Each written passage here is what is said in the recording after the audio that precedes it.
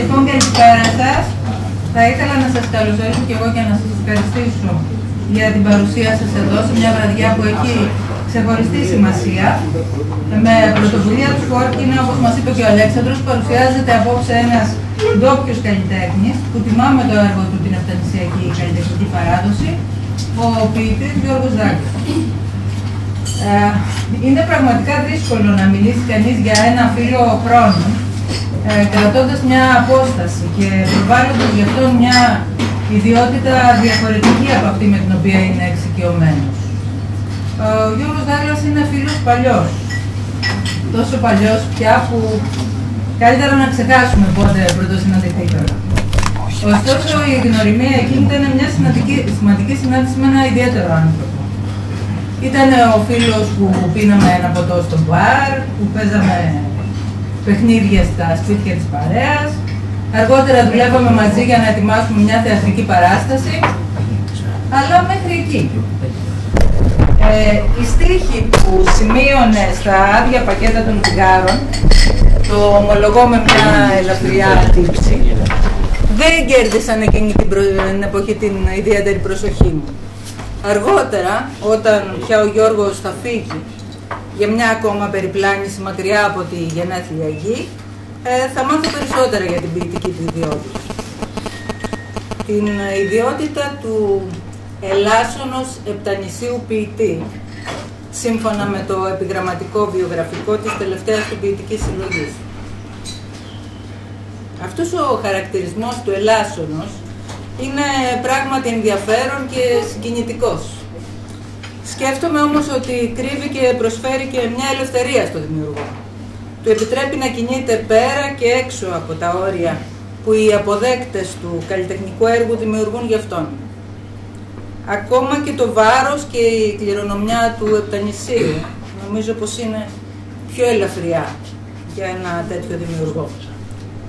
Και πράγματι, το αίσθημα της ελευθερίας, η κίνηση έξω από καλούπια χαρακτηρίζουν το συγκεκριμένο ποιητή. Αναμφισβήτητα, τα επτάνησα φέρουν μια ποιητική παράδοση που στις εποχές της επικοινωνίας και περισσότερο της παγκοσμιοποίησης φαίνεται να ξεφοριάζουν. Κι όμως αναλογίζουμε ότι αντίθετα από το ρεύμα, πολλά πράγματα βλέπουμε εδώ που δεν τα συναντάμε στην υπόλοιπη Ελλάδα. Βέβαια, οι ποιητικές καταβολές δεν είναι πια μονοδιάστατες.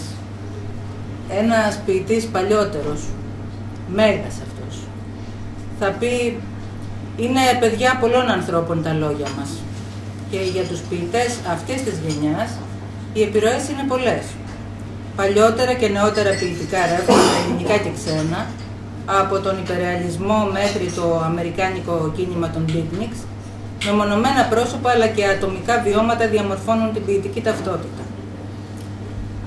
Βέβαια, μια τέτοια βραδιά που εγώ θεωρώ περισσότερο ως μια συνάντηση φίλων, παλιών και νέων, σχεδόν ιδιωτική, είναι άτοπο να αποδηθούμε σε μια φιλολογική ανάλυση του έργου του Γιώργου.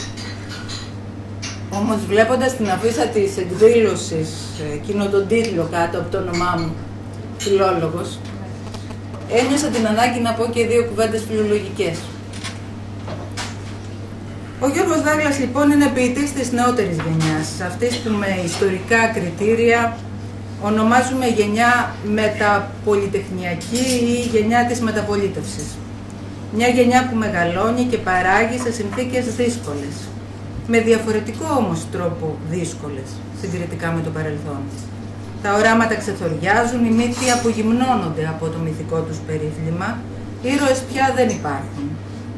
Ωστόσο όλα αυτά αναζητούνται ξανά και διαμορφώνονται συχνά με την προχειρότητα και το εφήμερο που χαρακτηρίζει την εποχή. Οι ποιητικές φωνές σπάνια φτάνουν σε αξιοσημείωτα ύψη. Ο Γιώργος Δάκλας όμως έχει ένα στέρεο έδαφος να πατήσει. Οι ποιητές της γενιάς του 30 αλλά και η μεταπολεμική λογοτεχνία του προσφέρουν το υπόβαθρο για να αρθρώσει τον προσωπικό του λόγο. Να αναφέρω τον Μιχάλη Κατσαρό, τον Χριστιανόπουλο αλλά και την Κατερίνα Γόγου. Θεματικά υπάρχει ενδιαφέρον για την αλωτρίωση, την πολιτική και την αστική, την κοινωνικοπολιτική κριτική, την ποίηση της διαμαρτυρίας. Στο βιογραφικό του λοιπόν αξίζει ίσως τον κόπο να επισημάνουμε ένα-δυο στοιχεία. Το πρώτο, η φοιτηση στο ναυτικό γυμνάσιο τότε, που όμως δεν τον οδήγησε στη θάλασσα και στα ταξίδια της. Ο Γιώργος όμως είναι ένας ταξιδευτής, ένας αστικός, αν μου επιτρέπετε να το πω έτσι, ταξιδευτής. Κινείται στους δρόμους των πόλεων, στα κουτούκια, αποκτάει στέκια και βάσεις που φεύγει και επανέρχεται σε αυτές, Εξάρχεια, Ναύπλιο, Αγρίνιο, Θεσσαλονίκη. Άνθρωπος ανήσυχος, ασκεί διάφορα επαγγέλματα βιοπορισμού, από τα πιο βολεμένα και νοικοκυρεμένα μέχρι τα πιο απροσδόκητα.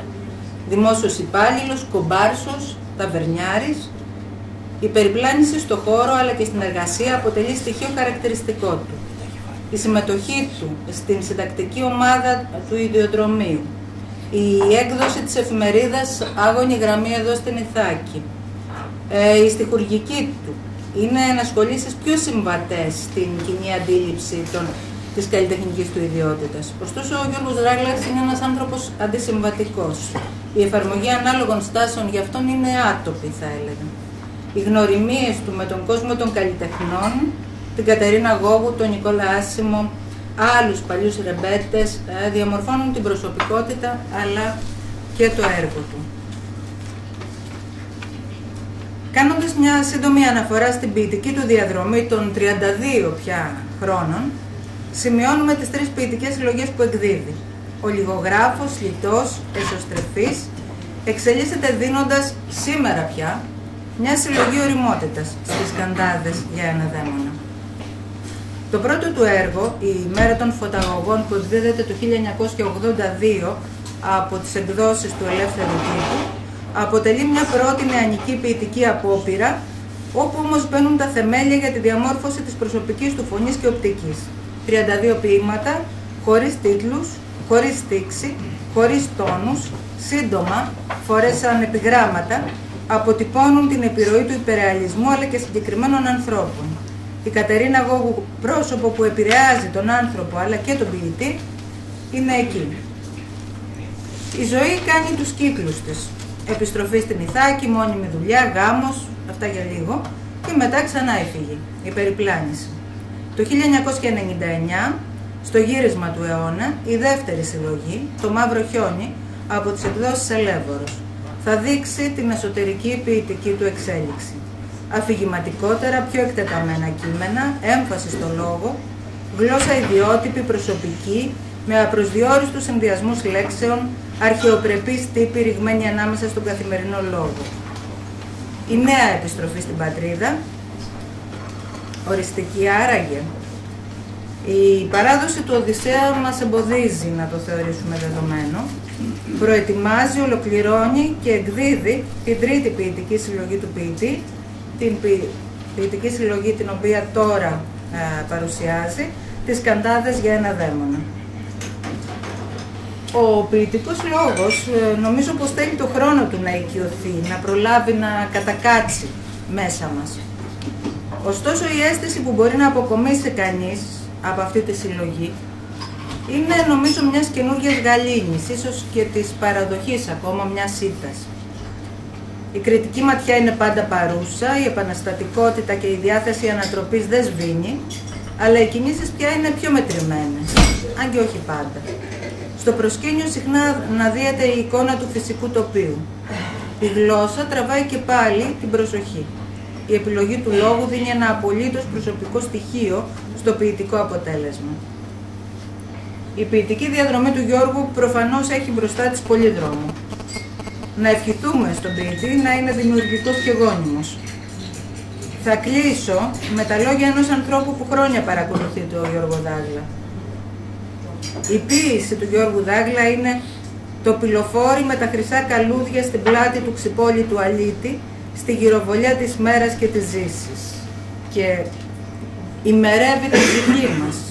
Βγαίνοντας από ένα ποίημα του Γιώργου Δάγλα, ευχαριστείς το Θεό σου που σε έχει ακόμα ζωντανό και σου επιδαψιλεύει τιμή το σάφτη. Να παίρνεις μάτι την ποίηση σε όλη τη μεγαλειώδη αντράλα της.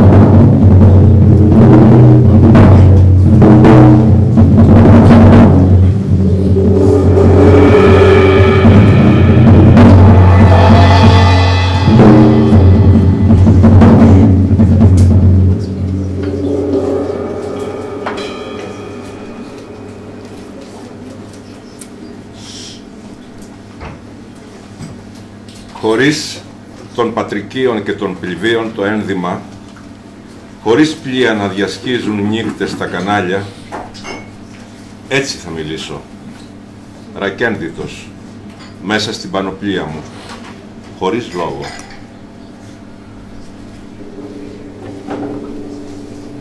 Τις γυναίκες που αγαπήσαμε και χάθηκαν ξαφνικά, συναντήσαμε ξανά σε έρημους δρόμους, να τριγυρνάν με ένα τυφλό παιδί στην αγκαλιά τους. Τις συναντήσαμε στους προθαλάμους των ψυχαναλυτών, στα εκδοτήρια των εισιτηρίων, στα μονόσκυλα των εφημερίδων. Αλλοπαρμένες, να βρίζουν το σύμπαν, να ζητάνε πίσω τα χρόνια τους, να διαγραφούν οι ενοχές τους, να σταματήσει επιτέλους η αιώνια αναμονή. Τις γυναίκες που κλείστηκαν μια νύχτα καλοκαιριού στη φυλακή του πόθου και χάθηκαν για πάντα, συναντήσαμε ξανά στην άκρη της γης, σε ένα κρεμασμένο χαμόγελο να ακροβατούν. Αν αποφασίσουμε κάποτε, με πλήρη διάβια έστω, να δώσουμε νέα ονόματα στις οδούς, να ελευθερώσουμε τα όνειρα, να ανοίξουμε τα πανιά μόνοι, σχεδόν όρθιοι και περήφανοι, τότε ένα κρυφό λιμάνι θα μας αγκαλιάσει και στις ανοιχτές πόρτες των καπηλιών του οι φίλοι μας που χάθηκαν, οι μουσικές που κάποτε μας ταξίδεψαν, οι έρωτες που δεν ήρθαν. Τότε, υποθέτω, θα έχει έδαφος η ομορφιά. Εγώ που τεμάχισα το σώμα της μοναξιάς και σας παραδόθηκα άσπυλος και αμετανόητος, ορίζομαι τώρα από τα οδοσήματα των κεντρικών λεωφόρων μετά τη βροχή, μετά τη διαδήλωση που χτυπήθηκε. Ορίζομαι από τους φάρους που αγάπησαν τα πληγμένα μάτια, από τους ιεροκήρυκες που κρύβουν τα ματωμένα χέρια τους ορίζομαι. Ορίζομαι και κρύβομαι στο τελευταίο δικαστήριο του πλανήτη, να ταξινομήσω προσεκτικά τα πιστήρια της ενοχής μου. Ανεπίδοτα γράμματα, φάλτσα τραγούδια και ένα μαύρο καθρέφτη.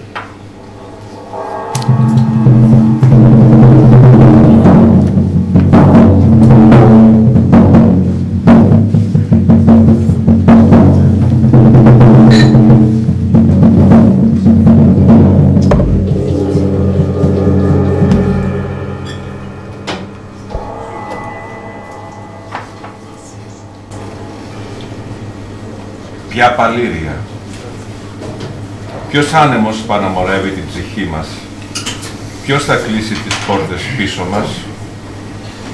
Δεν μετρήσαμε τις μέρες στα άδεια λιμάνια, χωρίς φίλους και πλοία, χωρίς μέλλον. Δεν ξεχάσαμε τις νύχτες που χάθηκαν άδικα, τους δρόμους χωρίς προορισμό, το σπαραγμό μιας άλλης νιώτης. Και τώρα, στοιχειωμένους, αμετανόητους, μόνους και γυμνούς, ποια παλήρια θα μας πάρει. Σε περίμενα στις υπόγειες σύραγγες του μυαλού μου, σωσμένος με εκρηκτικά, κρατώντας ομήρους τα νόθα παιδιά σου. Σε περίμενα δεμένος με αλυσίδες στα παρασκήνια των κρατικών θεάτρων, κραυγάζοντας άναρθρα λόγια αγάπης και απελπισίας, ξερνώντας την άρνηση σε ωκεανούς από αλκοόλ, ψάχνοντας απεγνωσμένα τα ξεσκισμένα μέλη μου στη φωλιά του θηρίου. Σε περίμενα στις ατέλειωτες παραλίες την ώρα της άμποτης, όταν κατέβαιναν οι πολύχρωμες ορχήστρες και άναβαν τα λαμπιόνια του βυθού, όταν όλα προμήνυαν την καταιγίδα του αδιφάγου έρωτα. Λίγοι στρατιώτες. Πάντα λίγοι είμαστε. Κι έτσι πορευόμαστε. Ο ένας τα χνότα του άλλου γνωρίζει. Ανασένει την ψυχή του. Κι όταν οι δικαστές χτυπάνε το σφυρί τους, μια έρημη γωνιά μας περιμένει και ένα γεμάτο ποτήρι και ο φίλος που θα έρθει μετά από χρόνια και αντίθαση έρωτες. Και μπαίνουν απλώς με ένα περιοδεύοντα εστίαση με όργανα, πολύχρωμες σημαίες και όλα χάνονται σε μια θάλασσα ξένη. Πάντα λίγοι είμαστε. Λίγοι στρατιώτες που πλανιώνται στα δυσόπιτο δάσος της αιώνιας μάχης, ψάχνοντας μάταια το δρόμο του γυρισμού. Λίγοι Δον Κιχώτες είμαστε που ακόμα επιμένουμε και έτσι πορευόμαστε.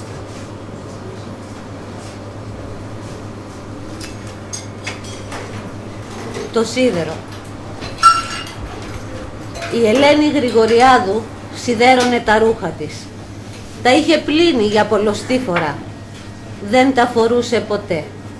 Είχε χρόνια να βγει από το σπίτι. Είχε χρόνια να έχει μια σχέση, να βρεθεί κοντά με έναν άνθρωπο. Δούλευε και σιδέρωνε τα ρούχα της.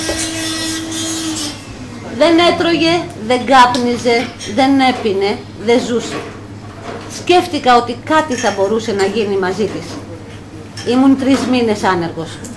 Τα μαλλιά μου είχαν φουντώσει και μακρύνει πολύ. Κυκλοφορούσα με κάτι πολυκαιρινά δανεικά ρούχα που μου έρχονταν λίγο άβολα. Οι τακτοποιημένοι, είναι αλήθεια, είχα φίλους όταν είχα και γυναίκα, σύχναζαν σε ακριβά μπαράκια και μου χτυπούσαν με παρηγοριά την πλάτη.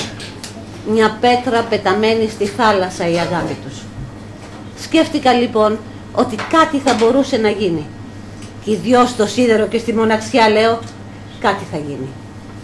Η αλήθεια είναι πως με είχε καλέσει κάποιες φορές στο σπίτι της.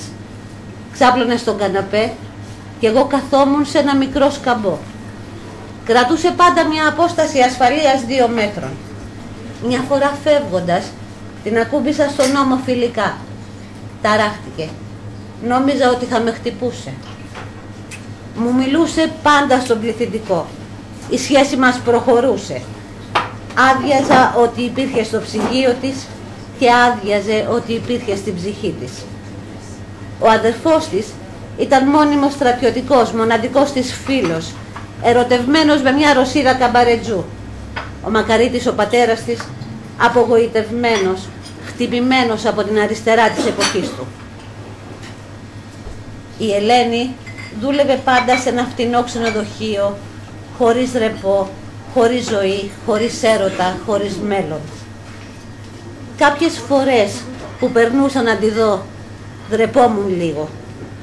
Τα ρούχα μου ήταν τσαλακωμένα, κι εγώ. Και αυτή σιδέρωνε. Ήμουν 3 μήνες άνεργος.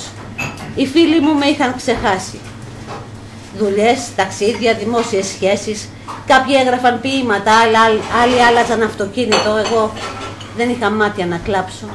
Ούτε και την Ελένη είχα. Ούτε ένα σίδερο να βγαίνω έξω στον δρόμο με αξιοπρέπεια. Δεν το έβαλα κάτω. Την τελευταία φορά που πέρασα να τη δω, έβαλα τις ντροπές στην άκρη. Ελένη, της λέω, δεν μπορώ άλλο έτσι τσαλακωμένος. Μπορείς να μου βρεις ένα μεταχειρισμένο σίδερο? Περίμενε, μου λέει. Πάει στο άλλο δωμάτιο, γυρίζει με ένα 45 στο χέρι. Πάρτο, μου λέει. Εγώ δεν μπορώ. Ό,τι κάνεις, θα είμαι μαζί σου.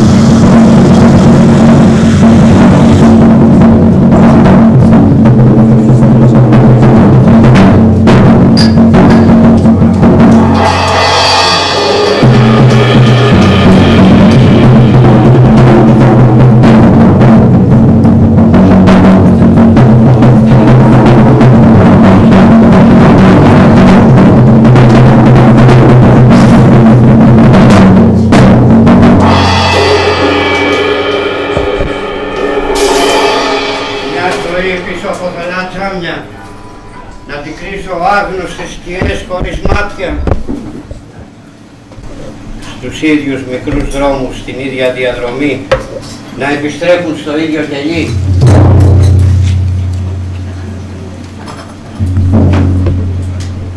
Να περιμένουν χρόνια στην ίδια στάση. Ένα λεωφορείο που δεν θα σταματήσει ποτέ. Μα ποιος θα σκεφτεί αυτούς τους ανθρώπους?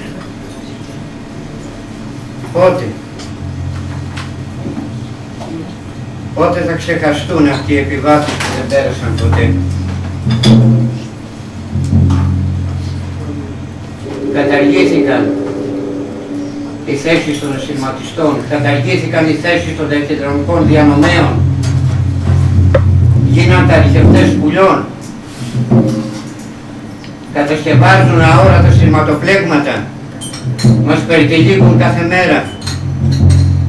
Αύριο ποιος ξέρει, πίσω από τα βουνά λένε ότι είναι ένας σταθμός τρένου, θα το βρούμε ποτέ? Πίσω από την ψυχή μας τι παραμονεύει? Ποια τρέλα, ποιο τρένο, ποιος άγνωστος σταθμός, ποια μνήμη, ποιος ορίζοντας?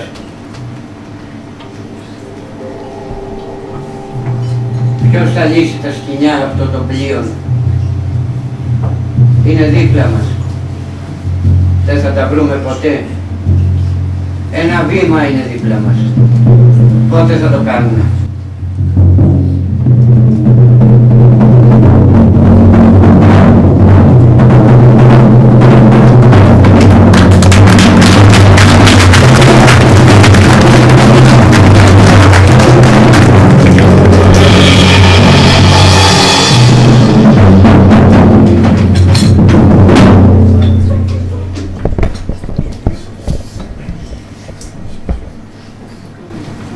Αυτός ο άνθρωπος που περπατάει σκυφτός στην άλλη άκρη του δρόμου φαίνεται πως κρυώνει. Κι όμως δεν κοιτάζει ψηλά, ξέρει. Κανείς δεν θα τραβήξει την κουρτίνα του να το σκεπάσει.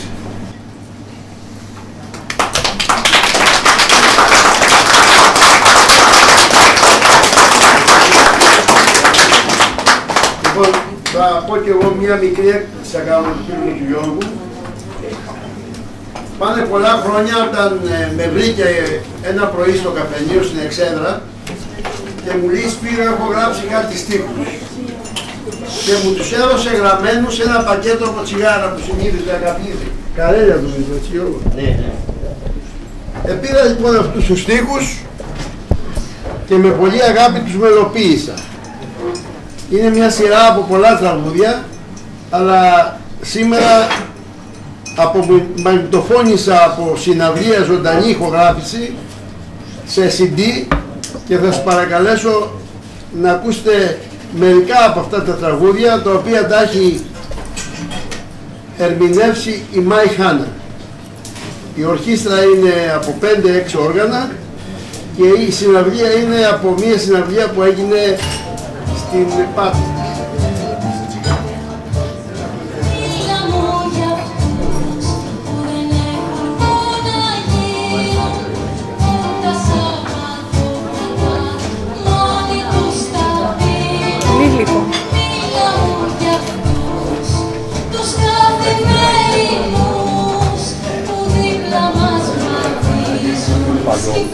Yes.